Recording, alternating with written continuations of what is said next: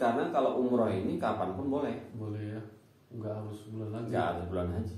Tapi kalau haji ya memang Harus bulan haji. harus bulan haji. Zulhijjah. Nah, karena di dalam rukun haji itu ada rukunnya yang pelaksanaannya itu harus pada bulan haji, yaitu wukuf di padang Arafah. Nah itu khusus bulan haji, nggak boleh bulan-bulan lain. Wukuf di Arafah. Jadi kan itu waktunya pun terbatas. Waktunya pun mulai terbenam matahari, tergelincir sampai terbenam matahari kalau nggak salah. Itu di Arafah tadi. Jadi nggak ada di bulan hari, ya cuma satu hari itu waktunya. Bertepatan dengan tanggal 9 Dzulhijjah pas Arafah.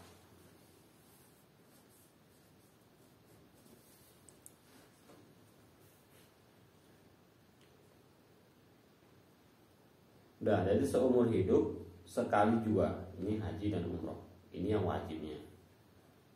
Jadi kalau selebih daripada yang sekali, berarti sudah sunnah. Jadi secara nggak langsung kewajibannya ini sekali. Ketika dilakukan berulang-ulang, ya berarti hukumnya bukan kewajiban lagi, sunnah. Beda dengan sholat. Kalau sholat wajib. Ya kalau yang namanya wajib, ya berulang-ulang ya tetap wajib. Jangan karena berulang-ulang ini berubah sunnah, ini bahaya nanti kan itu. Jadi yang haji sekali yang wajib, yang selanjutnya bisa jatuh ke sunnah. Seumur hidup sekali. Maka adalah syarat mewajibkan haji dan umrah itu 4 syarat. Jadi ada 4 syarat yang wajib seseorang itu wajib untuk melakukan haji. Yang pertama Islam. Ketika dia Islam, berarti kita ini berarti sudah punya kewajiban, harus kita pikirkan. Ya, itu karena kita sudah Islam. Habis itu mukallaf balik dan berakal. Kita sudah tergolong. Islam sudah termasuk, mukallaf kita juga sudah termasuk. Yang kedua. Yang ketiga merdeka. Nah, kita bukan hamba, kita sudah masuk juga. Nggak terikat soalnya. Nggak terikat. Kalau hamba itu terikat ya. Karena terikat, karena dia ada istilahnya geraknya dia. Kalau seorang hamba ini kan terbatas. Kalau dibilang tuanya, oh kamu nggak boleh, ya nggak boleh. Oh kamu tetap di situ, ya tetap di situ. Itu karena istilahnya hamba tidak merdeka ya, hamba. Ya hamba. Ya. Kalau istilahnya hamba yang sudah merdeka ya bukan hamba lagi, itu sudah orang merdeka. Makanya di sini dikatakan merdeka. Jadi Islam kita sudah termasuk, mukallaf kita juga sudah, merdeka juga sudah. Yang keempat, syarat yang keempat, kuasa pada mengerjakan haji dan umroh. Kuasa. Pengertian kuasa ini yang sangat luas. Dan mungkin kita belum tergolong. Kalau yang 3 tadi udah pasti itu. Islam tak? Islam. Habis itu yang kedua mukallaf, balik berakal. Habis itu yang ketiga merdeka. Yang keempat kuasa mengerjakan haji dan umroh. Maka adalah dinamai kuasa itu mempunyai bagiannya 9 syarat. Kita tergolong orang yang kuasa kalau pada diri kita itu ada 9 syarat ini. Kita tergolong apa enggak? Pertama, bahwa adalah ia diperolehnya segala yang memadai dia, yaitu belanja perginya dan kembalinya, yang patut akan dia, yaitu seperti pakaian dan sebagainya. Nah, mungkin kalau dilihat dari belanja pakaian, kebutuhan pakaian mungkin ya kita sudah mencukupi. Misalnya kalau untuk kebutuhan pakaian pulang pergi kan udah lebih-lebih lah kalau pakaian. Hanya saja ya biaya untuk khususnya pelaksanaan haji itu ya pakaian untuk umrohnya tadi itu mungkin kita belum sanggup beli kan gitu, karena kan kalau ihram itu kan ada baju khususnya. Jadi yang pertama, syarat yang pertama dari yang 9 yaitu memadai dia, yaitu belanja perginya dan kembalinya yang patut akan dia, yaitu seperti pakaian. Ini yang pertama, pakaian dan bagian dan sebagainya. Kedua, bahwa ada diperolehnya segala perginya dan kembalinya bagi barang siapa yang ada ia jauh daripada negeri Mekah 2 marhalah. Ini ukuran 2 marhalah yang saya enggak ingat. Nanti kalau sudah dapat saya beritahukan. Jadi syarat yang kedua, ada diperolehnya baginya perginya dan kembalinya bagi barang siapa yang ada ia jauh daripada negeri Mekah 2 marhalah.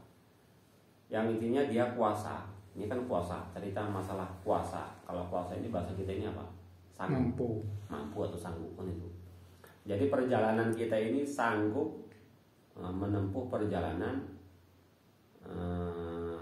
yang jauh daripada Mekah itu kira-kira 2 marhalah. 2 marhalah ini berapa? Itu misalnya nanti saya sampaikan kalau udah saya dapatkan. Yang ketiga, hendaklah ia terpelihara daripada bahaya perjalanannya, jikalau dzan ia kedatangan bahaya atas dirinya, atau seperti zina atau kebinasaan harta yang akan bakal naik haji sekali, jikalau sedikit sekalipun, maka tiadalah wajib atasnya. Yang intinya puasa untuk menjaga harta kita itu untuk waktu pelaksanaan itu.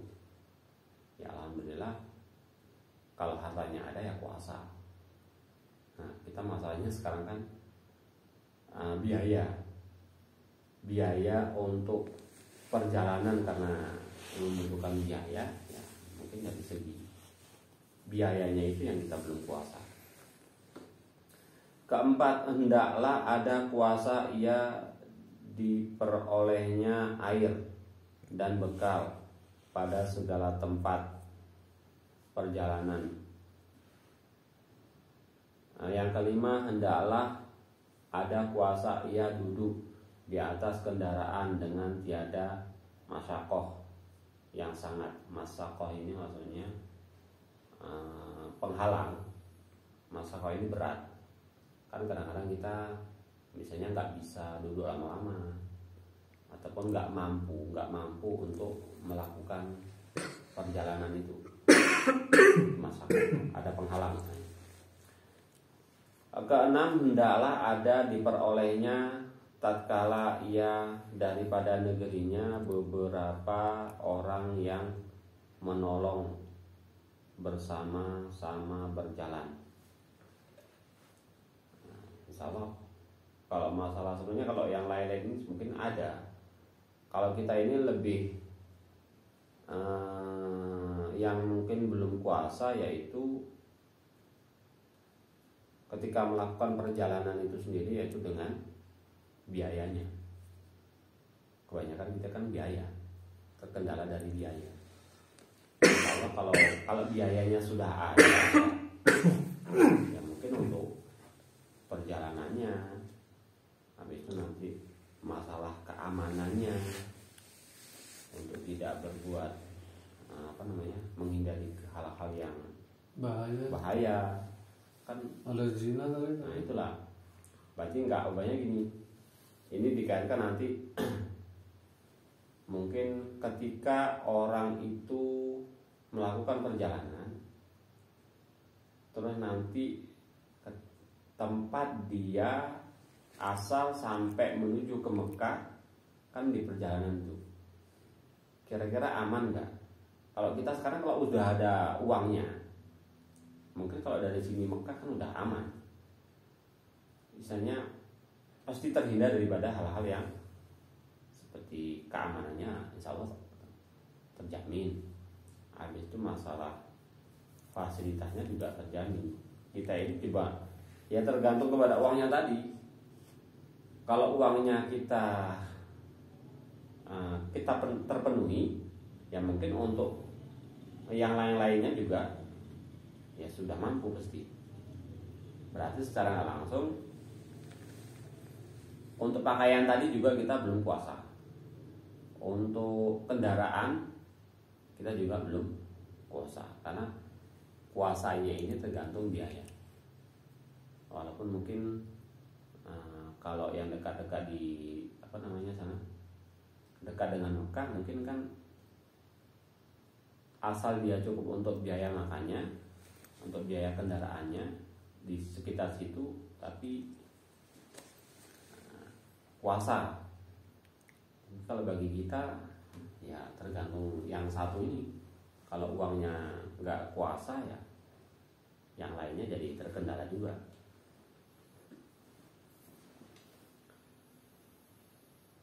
Nah, begitu juga dalam perjalanan kita yang keenam tadi, hendaklah ada diperolehnya tatkala ia daripada negerinya beberapa orang yang menolong bersama-sama berjalan.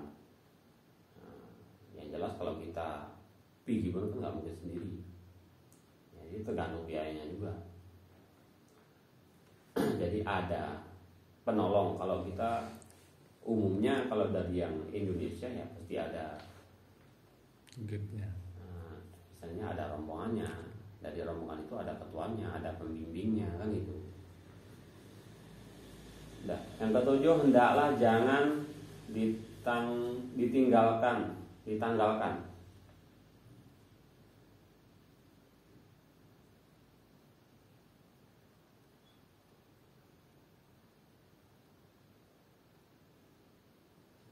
Jangan ditinggalnya daripada segala taulannya seperjalanan dengan dia lebih daripada satu marhalah. Nah, ini maksudnya dia mampu bersama-sama dengan rombongan, maksudnya nggak ketinggalan. Kira-kira mampu nggak? Ya ini juga tergantung biayanya juga kan gitu. Makanya kalau kita lihat dari bahasa di sini, ini dilihat dari orang naik haji zaman dulu. Mereka itu biayanya ini kalau dihitung-hitung cukup untuk beberapa hari cuma, kan gitu. Nah, jadi kan bisa jadi nanti, dia cuma sampai misalnya kalau ada di sini perjalanannya paling cuma sampai Jakarta. Nanti kalau di Jakarta dia harus cari biaya lagi, berarti itu dia nggak mampu. Tapi kalau sekarang kan umumnya ketika sudah bayar sekian puluh juta, ya sudah pulang pergi udah beres semua gitu. Jadi kalau menurut bahasa di sini ya ini kalau dilakukan ya pada zaman dulu lah, misalnya berkaitan dengan perjalanannya ini ya memang membutuhkan biaya yang cukup. Kedelapan, hendaklah diperolehnya taulan pada tempat yang ditakuti daripada bahaya, supaya terpelihara daripada bahaya itu. Nah, ini berkaitan dengan keamanan. Misalnya dia melakukan perjalanan itu melewati daripada daerah-daerah yang rawan, yang rusuh, ataupun yang lagi ada konflik. Jadi kira-kira kalau dia lewat di situ ada nggak yang menjamin keselamatan dia? Itu harus ada kuasa juga. Ya insya Allah kalau kita sekarang ya ketika berangkat dari sini menuju ke Mekah sana, walaupun mungkin nanti di melewati daerah-daerah yang rusuh itu pun di bawah mungkin kan nggak, kan maksudnya jauh ke atas pesawatnya kan itu nggak mungkin terhalang. Yang kesembilan, hendaklah ada diperolehnya hasil belanjanya naik haji pada dirinya, maka tiada wajib atasnya menerima pemberian orang karena besar bangkitnya di dalamnya. Yang intinya pokoknya kebutuhan belanja dia itu ya benar-benar kepenuhi. Bahkan kalau yang pernah saya baca, kebutuhan belanja ini sebenarnya bukan untuk dirinya saja, tapi juga kebutuhan belanja bagi orang-orang yang wajib dia nafkahi, yang dia tinggalkan. Misalnya belanja dia dari rumah ke Mekah sampai dia pulang lagi cukup nggak? Cukup. Habis itu untuk orang yang ditinggalkannya ataupun orang-orang yang wajib nafkah di atasnya itu, yang ditinggalkan itu cukup nggak? Oh cukup untuk selama dia pelaksanaan haji, berarti sudah wajib. Kurang-kurangnya ini berkaitan